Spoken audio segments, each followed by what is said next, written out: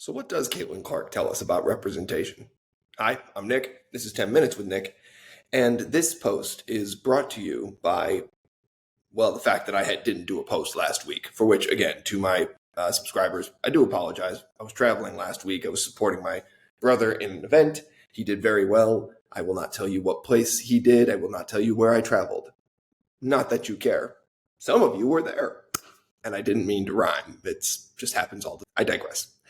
Anyways, I watched a clip from the Greg Gutfeld show. Now, before you come at me, I understand who Greg Gutfeld is. He's not really a political commentator. He's more of a character. And that may be putting it gently. But on his show, he discusses different current events, and one of many current events going on right now, and one that's probably slightly lower stakes than some of the others, is the rise of Caitlin Clark in the WNBA. For those of you who don't know who Caitlin Clark is, you don't follow women's basketball, and that's a majority of the population. But Caitlin Clark, and to another extent as well, Angel Reese, were two of the most recent women's college basketball players who sort of ignited an interest in the sport. They're excellent athletes, they're excellent players, and they're both just good at what they do. Now they're both in the WNBA. Their rivalry from the college court has gone pro. Caitlin Clark in particular has driven a surge of interest into the WNBA.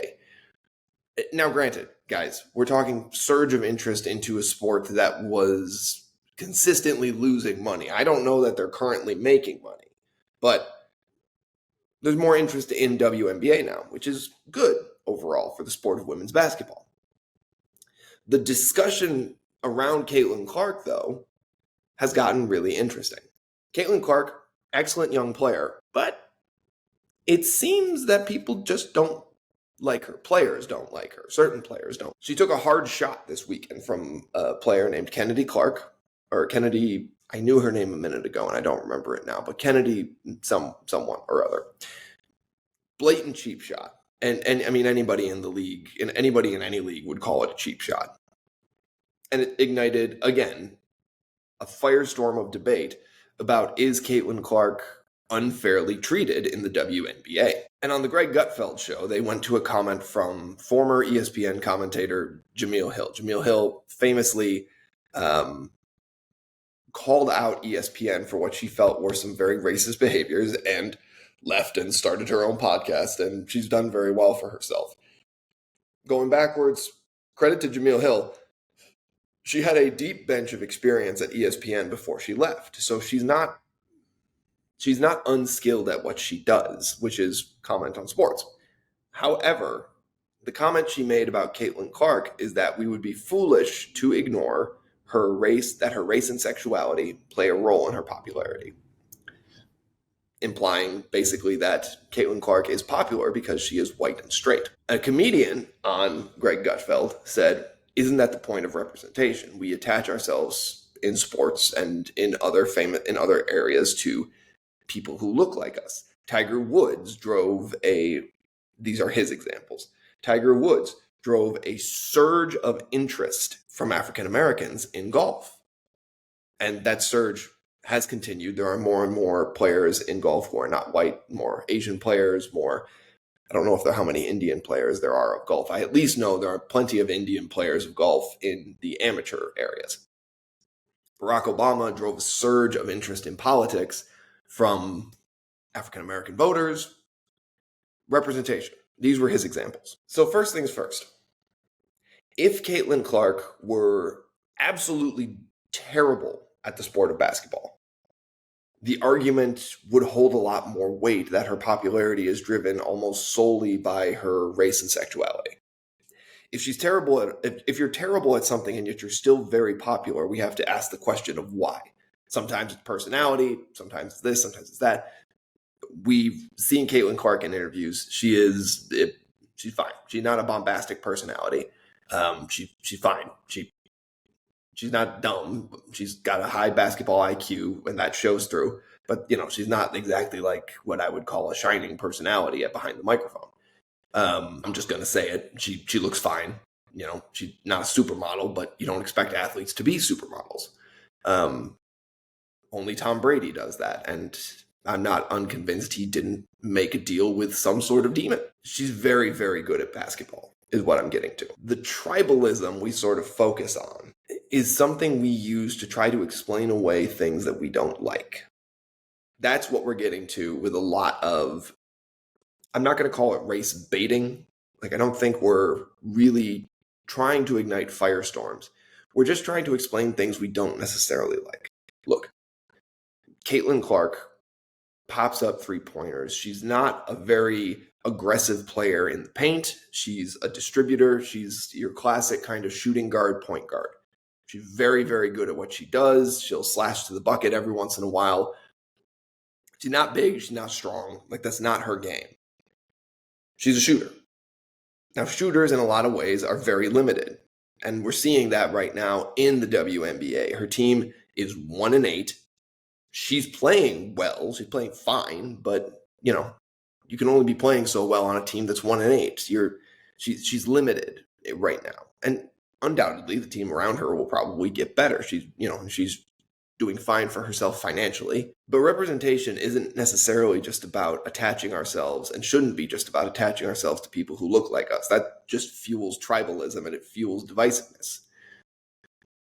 We want to see communities that look like us. And you might be surprised to hear, ladies and gentlemen of the jury, that typically speaking, pro sports teams don't look like the vast majority of America.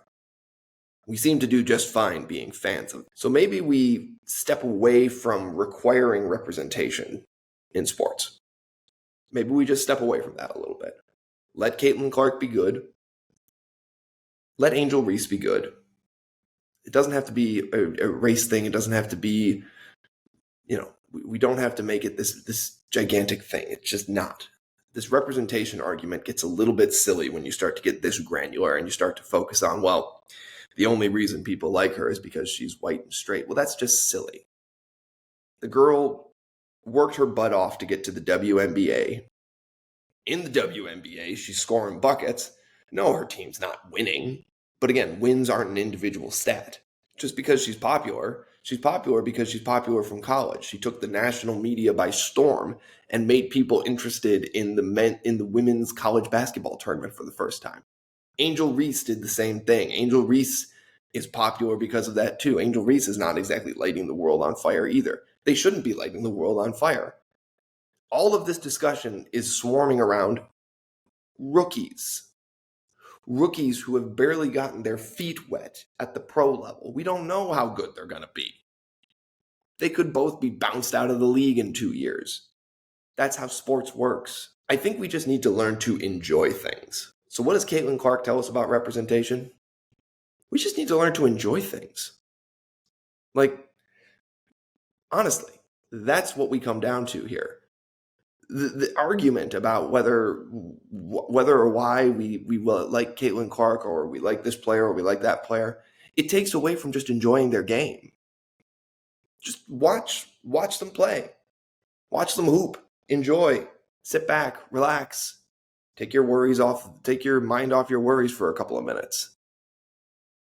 Or bring your worries and ignite a firestorm of debate on representation surrounding a 21-year-old in a negatively profitable women's basketball association.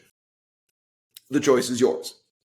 I choose to enjoy the highlights and enjoy the increased popularity of a sport that many women across the country love, and in fact would really enjoy more attention being brought to. Of course, when the time comes, I will go back to watching the sports that I prefer, namely men's basketball and football. Sorry, guys. I've watched the WNBA. It's getting better. It's getting much better. The talent pool is getting much, much deeper, and the games are getting much more exciting. It's just hard to watch. If I've got a choice between the NBA Finals and the WNBA, I'm going to tune into the NBA Finals. It's just a fact.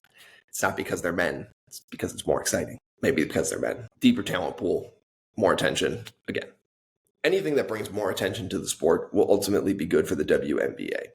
Probably the firestorm of debate will be good for the WNBA. At the end of the day, it's just business.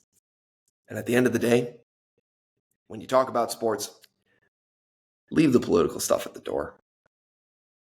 Let the players make their statements, and just take your mind off the world for a minute.